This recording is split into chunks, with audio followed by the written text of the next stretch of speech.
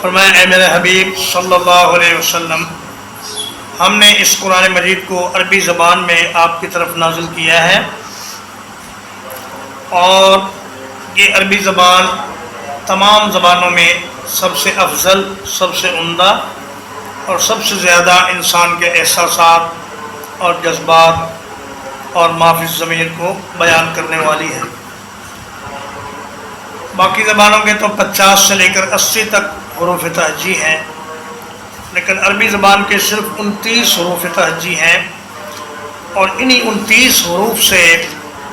اتنے بڑے مضامین اللہ تبارک و تعالیٰ نے بیان فرما دی۔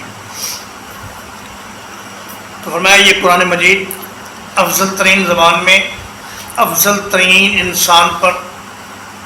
افضل ترین فرشتے کے ذریعے، افضل ترین جگہ پر، افضل ترین مہینے میں، اور اس مہینے کی افضل ترین رات میں یہ اتارا گیا ہے۔ اس لیے یہ قرآن مجید ہر لحاظ سے افضل اور بہترین ہے۔